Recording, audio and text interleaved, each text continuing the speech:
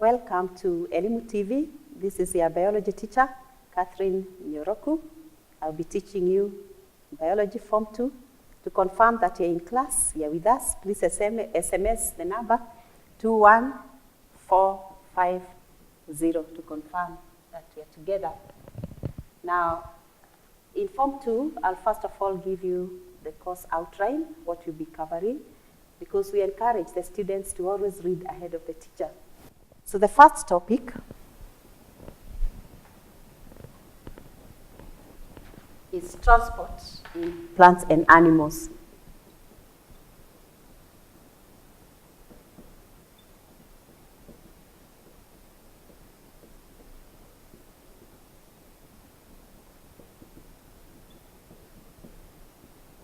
This will be followed by the next topic, gaseous exchange.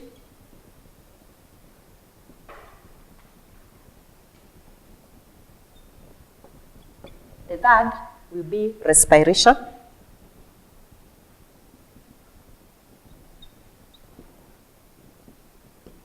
And the last in form 2 is excretion and homeostasis.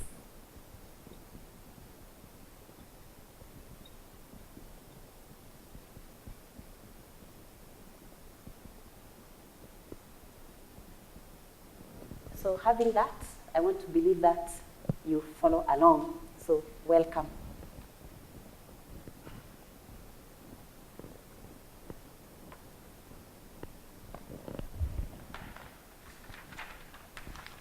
Remember, our reference book is KLB, Secondary Biology, Book 2. So you can always refer to that textbook, KLB, Secondary Biology, Book 2. So we start with the first topic, transport in plants and animals. So you note that it is a broad topic because it is covering both plants and animals. But we'll start with the introduction. I believe that you know the meaning of transport. Transport involves movement from one place to the other. And therefore, when we come to biology, transport will involve movement of materials from one part of the plant body or animal body to another. So movement of materials.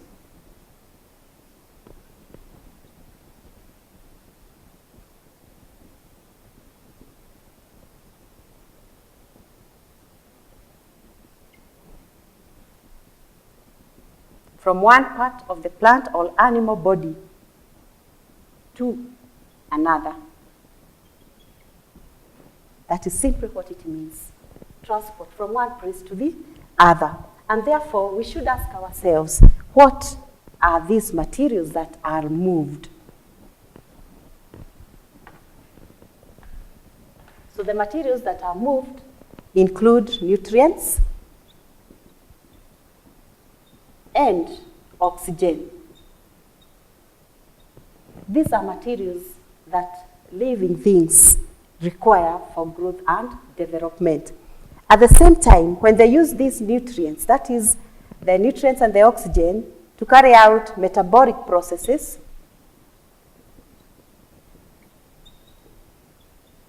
they produce wastes.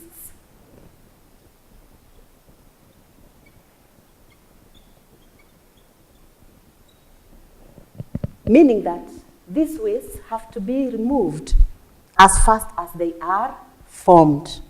And therefore, the need to have a transport system. So all living things require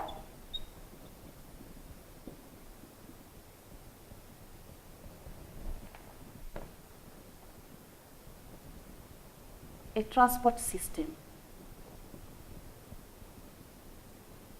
Why? Like I have said that they require to use the nutrients, and in the process of using those nutrients, they produce waste. So nutrients have to be taken to where they are required. The wastes have to be removed from where they are formed to areas where they will be eliminated. Now we have two categories of living things. We have lower organisms. For example, bacteria. Now, in Form 1, we found out that the bacteria are unicellular.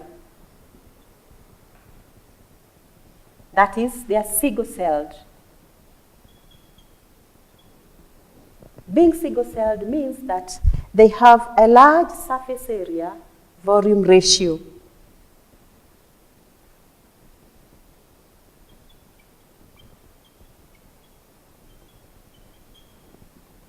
I want to believe that you still remember about surface area volume ratio. That is, a small organism has a large surface area volume ratio, meaning that most of its body is exposed to the environment. Having a large surface area volume ratio means most of its body is exposed to the environment.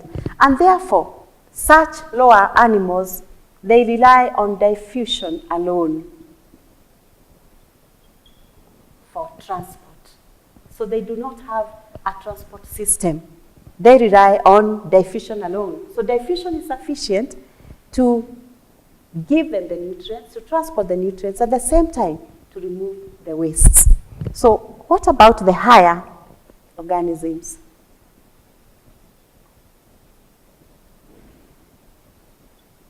Now, higher organisms, on the other hand, they have a large body. A large body means that they are made of many cells. So what does this tell us? The more the cells, the more the requirements. So they have more requirements in terms of nutrients. And at the same time, they produce more wastes. And therefore, these higher organisms, they have a complex transport system.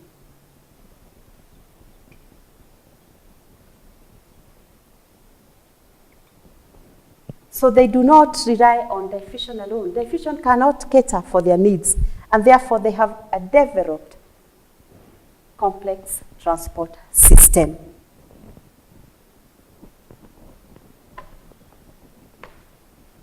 So I can ask you a question as part of an assignment that you state the substances that are absorbed. So when we look at the plants now, that was the introduction, we can get into the plants. You state the substances.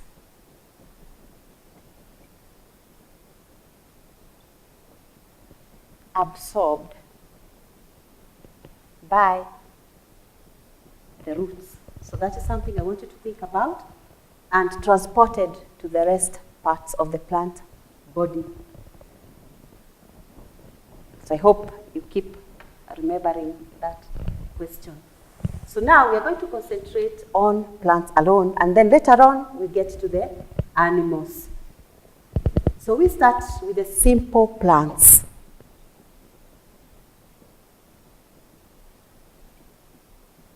Again, in Form 1, we had the example of the moss and the liverwort. The moss and the liverworts, we consider them as the simple plants. Now, these simple plants, they do not have a transport system, nor elaborate.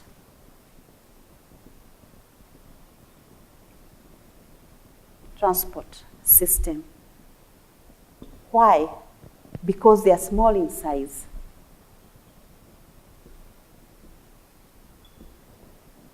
I hope you can remember, we talked about the moss, where we can find the moss. The moss is the most common. It grows in damp areas. It forms a green carpet on damp walls, the river banks. That is where you can commonly find the moss. So they do not have an elaborate system due to their small size, and they use diffusion. So these use diffusion to cater for their transport. Now, why is it important that when they use the nutrients, they form the wastes? Those wastes have to be removed. The reason is because the wastes are toxic to the cells. So the same system that is transporting the nutrients is the same system that will have to remove the waste so that the cells can be able to carry out their functions. Now, what about the higher plants?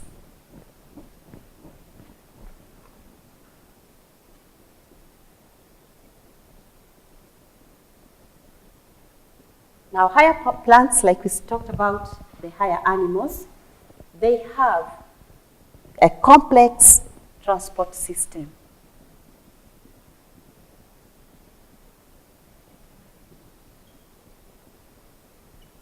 And this complex transport system is made up of vascular bundles.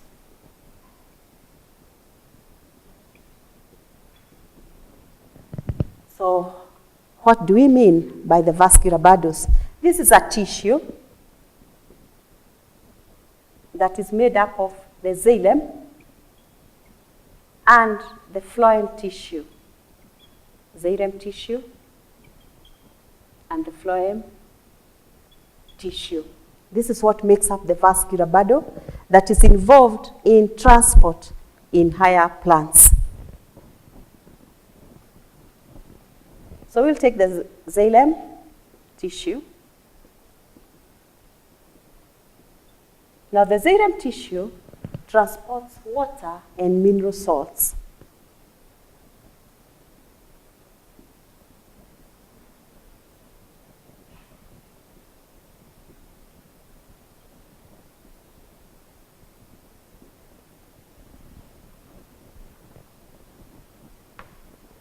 So the plants will absorb water and mineral salts using the roots, that is from the soil. The water, the mineral salts get into the roots, and then in the root we have the xylem tissue that is continuous to the stem up to the leaves so that all the cells within the plant can receive the water and the mineral salts. Then we have the phloem tissue.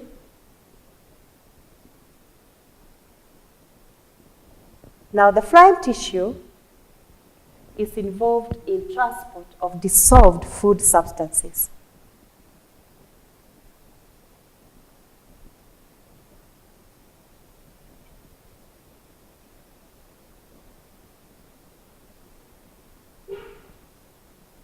Remember we said transport means movement from one place to the other. So the phloem tissue will move the dissolved food substances from the leaves to all parts of the plant body. Meaning that when you get to the roots, we have the phloem. When you get into the stem, we have the phloem. In the leaves, we have the phloem. Now, I want you to note that as the water is moving up from the root, there is the xylem, continuous, the stem to the roots. The food also moves down from the leaves to all parts of the plant, meaning that every cell in the plant is able to receive the water, the mineral salts, and the food. Now, about the waste, that is something we'll cover later on because the xylem and the phloem are not involved in removal of the waste. So that one will come later at the excretion. So to understand more, we look at the internal structure of the root.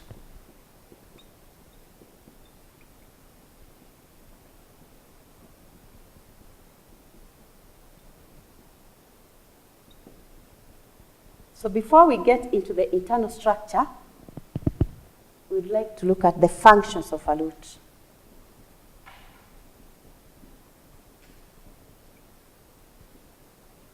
We have two main functions of a root. One is anchorage.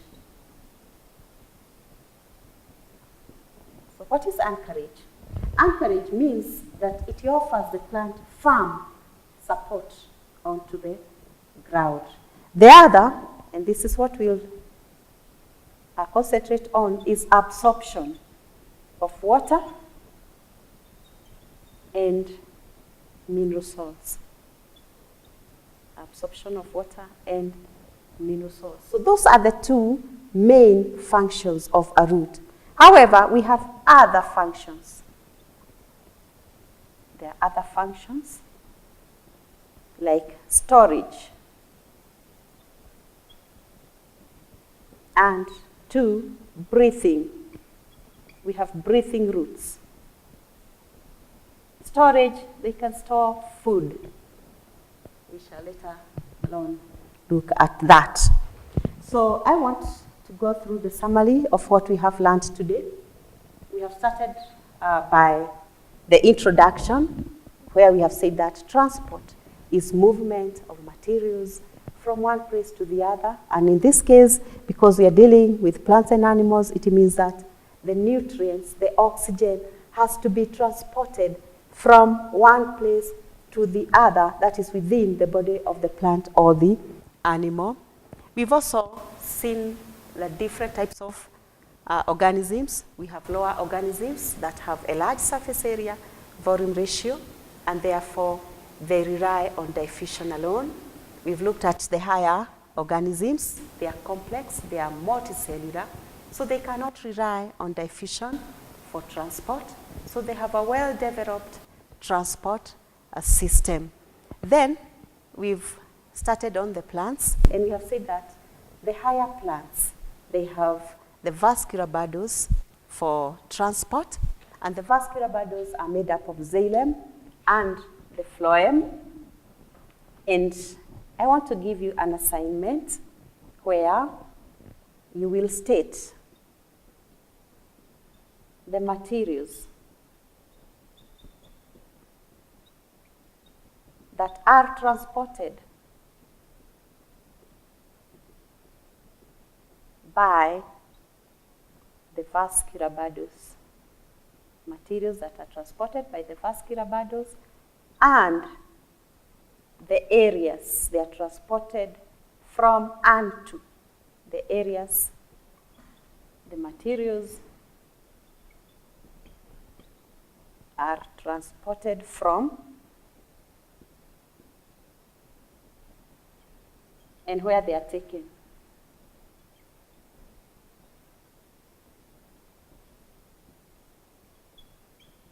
Remember, I had also given you an assignment to state the substances absorbed by the roots and transported to the rest of the plant body. So with that, I hope to see you next time. Remember, for figure tips in biology,